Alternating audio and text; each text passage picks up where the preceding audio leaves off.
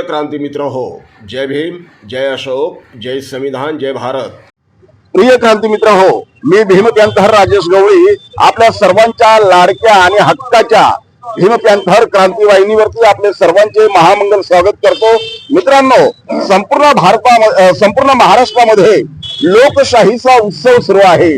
Doctor Babasaheb आंबेडकरांनी जे आपल्याला अधिकार दिलेले आहे त्यातला सगळ्यात मोठा अधिकार म्हणजे मतांचा अधिकार। आपण आपला राजा, आपण आपला नोकर या ठिकाणी निवडतो आणि तोच नोकर म्हणजे आज आपण आपल्या प्रभागाची कामं करणारा कोण राहणार आहे तो निवडण्यासाठी या ठिकाणी आलेलो आहोत। अर्थात आपण आज कल्याणपूर्व मधील प्रभाग क्रमांक 15 मध्ये आलेलो आहोत आणि या 15 मध्ये आपण पाहू शकता हे लोक जे मतदार चाललेले आहे हे सगळे मतदार मतदानाचा अधिकार बजावण्यासाठी चाललेले आहे आणि आपल्या आवडीचा, आपल्या कामाचा, आपल्या सुखदुःखामध्ये सहभागी होणाऱ्या उमेदवाराला निवडून आणण्यासाठी ते चाललेले आहे।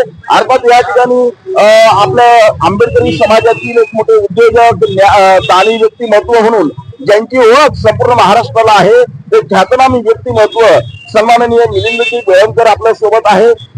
मिलिंदजी बेळंकर साहेबांनी देखील या ठिकाणी आपल्या मताचा अधिकार बजावलेला आहे। मी या ठिकाणी थोडक्यात एक माहिती देतो की याच्या आधी आम्ही जे मतदारसंघामध्ये फिरलेलो आहे त्या ठिकाणी निवडणूक आयोगाचा नादानपणा, भोंगळपणा आमच्या दृष्टीला पडलेला आहे। अनेक ठिकाणी अनेक मतदारांची नावं मतदार यादीतून गहाळ झालेली आहे। याच्या अगोदर कल्याण डोंबिवली महानगरपालिकेतील सुमारे 21 नगरसेवक हे बिनविरोध निवडून आले, म्हणजे त्या ठिकाणच्या मतदारांचा अधिकार हिरावून घेण्यात आला, मतदारांपासून त्यांना वंचित ठेवण्यात आलं। ही लोकशाहीची सगळ्यात मोठी हत्या त्या ठिकाणी होत असताना आज देखील हाच ढोंग कारभार, हाच नादानपणा निवडणूक आयोगाने पुन्हा एकदा दाखवून दिला। अनेकांची नावं मतदार यादीतून गहाळ झाली तर काहींच्या पोटावरील शाही जी लागलेली आहे, आपण वर्षानुवर्ष पाहत आलोय की महिना आपली ती शाही पोटाला लागलेली राहायची, परंतु आज सकाळी 7:45ला मतदान करून आलेल्या व्यक्तीची शाही 9:45च्या दरम्यान निघून गेली। हा इतका नादानपणा, भोंगळ कारभार आणि एकदम मनमानी चालू आहे। त्याचं ते जिवंत उदाहरण आम्ही तुम्हाला पहिल्या व्हिडिओमध्ये दाखवलेलं आहे। त्या संदर्भात आम्ही बेळंकर साहेबांना देखील बोलणार आहोत। साहेब, हा जो नादानपणा आहे तो आपल्या दृष्टीला कुठे पडलाय का? आता एक तर सर्वात पहिलं लोकशाहीसाठी जिवंत ठेवण्यासाठी डॉक्टर बाबासाहेब आंबेडकरांनी आपल्याला एक मताचा अधिकार दिला होता, पण आता या प्रभाग पद्धतीमध्ये जे 4 मताचा जो अधिकार दिला आहे तो एकदम चुकीचा आहे। सर्वच मतदार एकदम कन्फ्युजन आहेत। आतमध्ये जे अधिकारी बसलेत ते प्रत्येक मतदाराला सांगायचं आणि कुठे बटन दाबायचं, काय दाबायचं तर त्याला समजतच नाहीये। जो मतदानाचा अधिकार, जो आपल्याला निवडणीचा जो निवडणूक आपण घेतो, जो आता ते प्रतिनिधी निवडायचा असतो ते कोण आहे, कुठे ते समजत नाहीये। तो एक भोंगळपणा समोर आलेला आहे। सर्वात पहिलं म्हणजे की 4 मतदान करणे म्हणजे हेच एक लोकशाहीला मारक आहे। आज खरोखर मी आज धन्य समजतो की 2026 मध्ये आज मी मतदान केलेलं आहे। 2029 मध्ये किंवा 31 मध्ये पुढे येणार निवडणुका मी बघेल की मला शक्यता कमी आहे, कारण की हे जे आता समजलं की माहित पडलं की 21 नगरसेवक नाही तर टोटल मुंबई, ठाणे महानगर आणि कल्याणमध्ये टोटल 60 ते 70 नगरसेवक बिनविरोध झालेले आहे।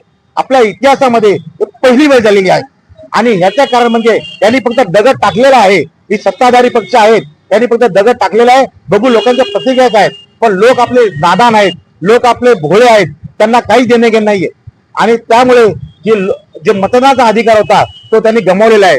आणि पुढे सुद्धा हे जे आता निवडून येतील ते म्हणतील आता आम्ही कायमचे नगरसेवक आहोत, आता आम्ही कायमचे लोकप्रतिनिधी आहोत।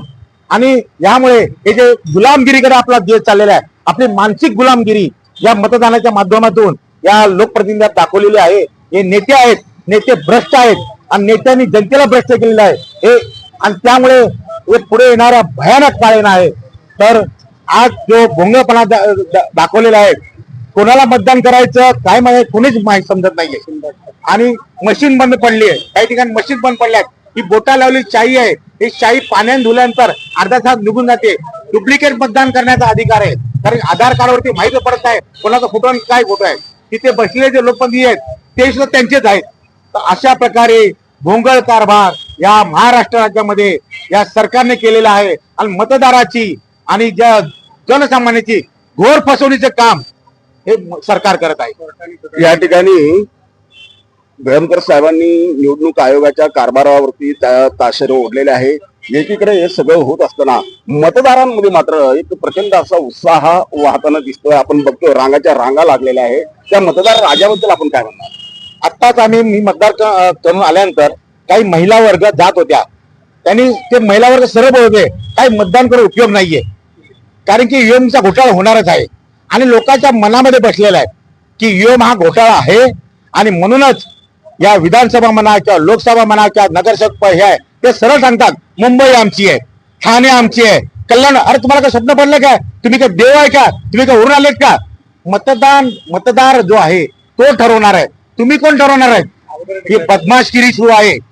हे पहिले डिक्लेअर करतात आणि त्या हिशोबाने खरोखर ईव्हीएम मशीन ऍडजस्ट करून निवडून येतात आणि खरोखर सामान्य जनतेची घोर फसवणूक सुरू आहे. या ठिकाणी बेअरकर साहेबांनी अतिशय खरमरीत आणि रोखोक अशी आपली भूमिका मांडलेली आहे.